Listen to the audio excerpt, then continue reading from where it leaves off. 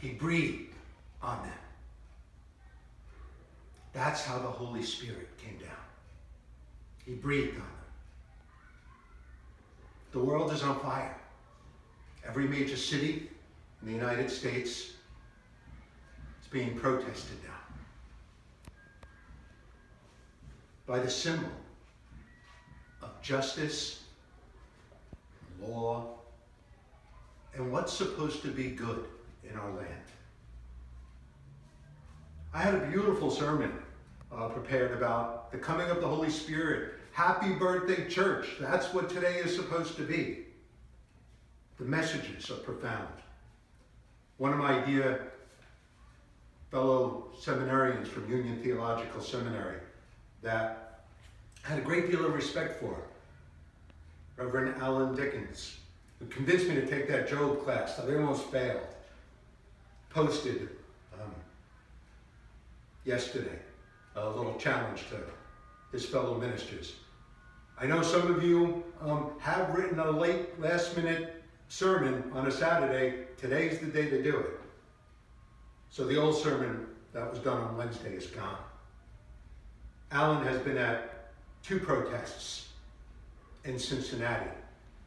When he went yesterday, he wore his collar and a stole, the same stole that is hanging on the cross before me, perceiving or believing that he would be a buffer, a calming voice between the police and the protesters, that he'd be there to be able to help. He was shot several times with rubber bullets, tear gas, shot in the groin, in the chest, and as he turned to leave, shot in the back by police. As most of you know, that was my first call from God. 20 years of service. And make no mistake, I made a lot of mistakes during those years, many. But I took responsibility. And because of that, I know that we can be better. We can be better at this. I know it's not easy. I know the challenges of the world are great. I know the fighting that's taking place everywhere is dreadful. Jesus gives a command today. He says it twice in that very short gospel. Peace be with you. Peace be with you.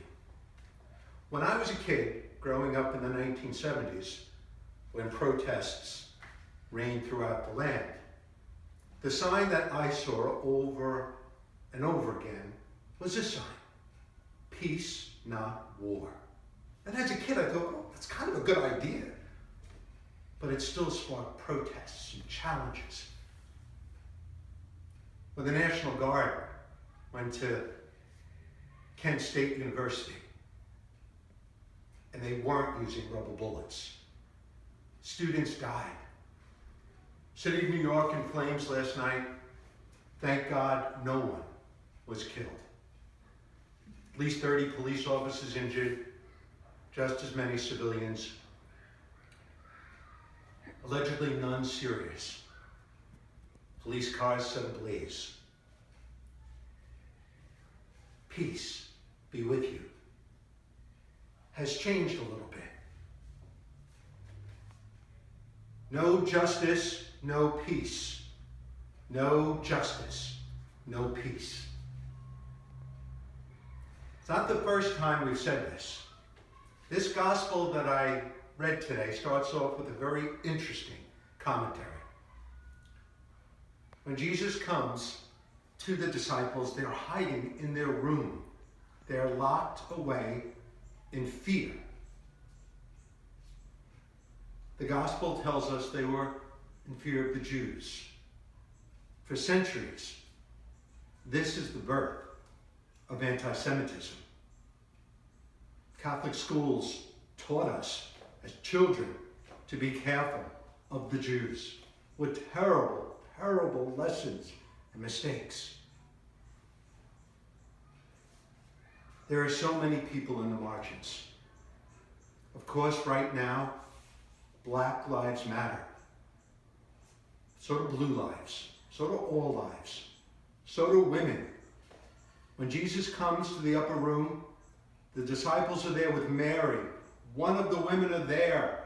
They're trying to convince them that we have to be strong. We have to be able to do better. We have to be there. We're watching cities burn because of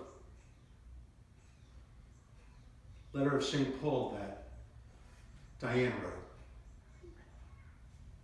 Jew or Greek, slave or free man, even then, talk of slavery, oppression, prejudice, all in our sacred text, all the words that are making the world set ablaze today. Set ablaze. But it's not just the black community. It's not just the police. And we are picketing police throughout the world. And as a former cop, I strongly can say we can do better. The majority of police officers are good, decent men and women who were sworn to do a beautiful thing to protect and serve us. It is a calling. They're supposed to be called peace officers, and most of them are. No justice, no peace. First time I heard that as a young man was at a riot. It was in New York City, just a little boy. It was at a bar in Greenwich Village called the Stonewall. No justice, no peace. The riot lasted 3 days. And still, the LGBT community is still victim of so many hate crimes. The black community, the blue community, the wonderful Jewish community, the gay community. There are so many communities under fire, under siege. But let's just talk about one today. Let's talk about a man who, for a fake $20 bill, had to lose his life. We can do better. We are smarter. We are more caring. 4 police officers responded. 4 to someone using a fake $20 bill to buy cigarettes. And then 1 police officer would have his knee on George Floyd's neck for nearly 8 minutes. Nearly 3 minutes after he already passed out. Nothing excuses that. The Attorney General says, we acted swiftly. They did not act swiftly enough. If someone robs a bank and 4 people go to rob that bank and 1 person shoots the teller, all 4 are arrested. It's called felony murder. There are still 3 police officers there that need to be arrested. And a jury needs to decide their fate.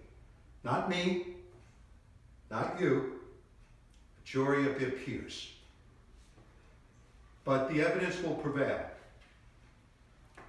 World is upset, and we're asking why. They acted swiftly. They arrested the cop. It should be over. The reason is because it's not the first time. And sadly, it may not be the last, unless we finally recognize how important this job is to us, how vital we are to each other.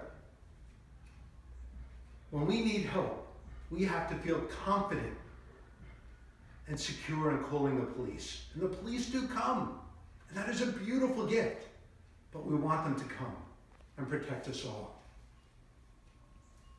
George Floyd calls out to his mother moments before he dies. Say my name. George Floyd said her name twice, as any child who is near death would call out to his mother. What most of us don't realize is his mother has been dead for 2 years.